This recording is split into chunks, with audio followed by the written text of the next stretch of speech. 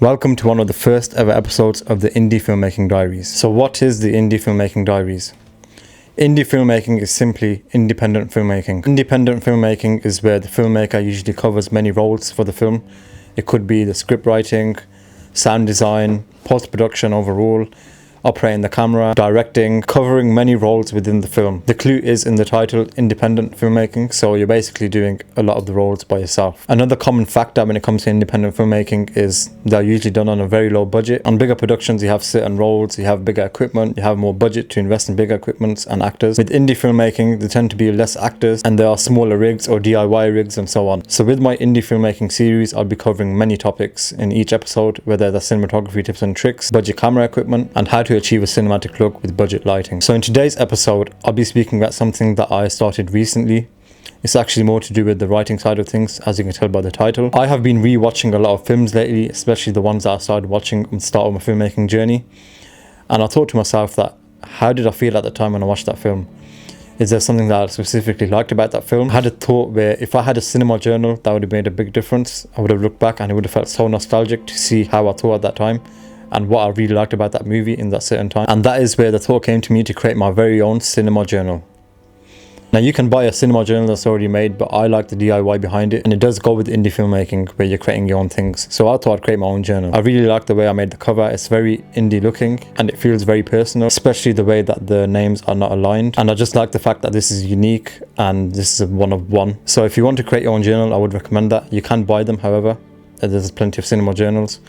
And I just thought I liked the look of this one and the DIY aspect of it. If you are involved in filmmaking from any aspect, from sound design to a gaffer to assistant director, and any role within filmmaking, I believe you should have a cinema journal. I'm sure if you are involved in the film industry, you would love to watch films and documentaries or anything to do with filmmaking. I remember at the start of my filmmaking journey when I was younger, there was a certain director that stood out to me, and that was Steven Spielberg. I really enjoyed the Steven Spielberg films such as Indiana Jones, The Goonies, E.T., Jurassic Park, and much more. There were certain Steven Spielberg films that I watched and I realised after that he was the director behind it, and I could tell just by watching the film, the choice of lens, the way that it was filmed, and also the way the actors acted throughout the film. This is why I recommend for everyone involved in the filmmaking space to watch movies. You will realise there are certain films that you start to like a lot more, and there's a certain director behind it with the style of technique that the director might use. You will notice a pattern throughout certain films and you might realise there's a certain director behind it, and you might start to like that director's style of work. Another thing you may notice is constant looks throughout certain films. So when you're watching certain genres, you might start to realise that there's a certain look.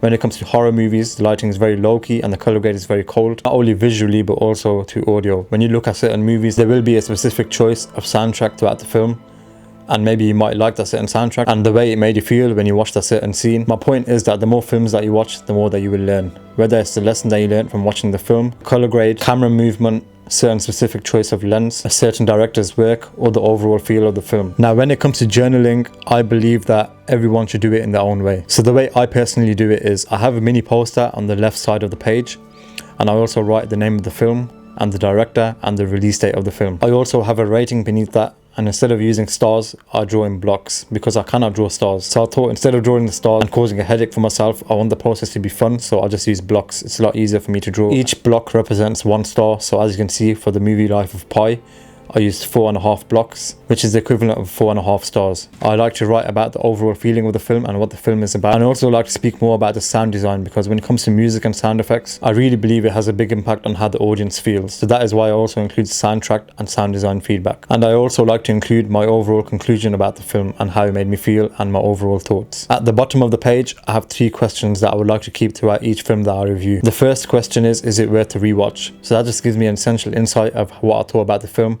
and if I would like to watch it again. The second question is, what is the pacing of this film? Is it slow? Is it fast? Is it medium paced?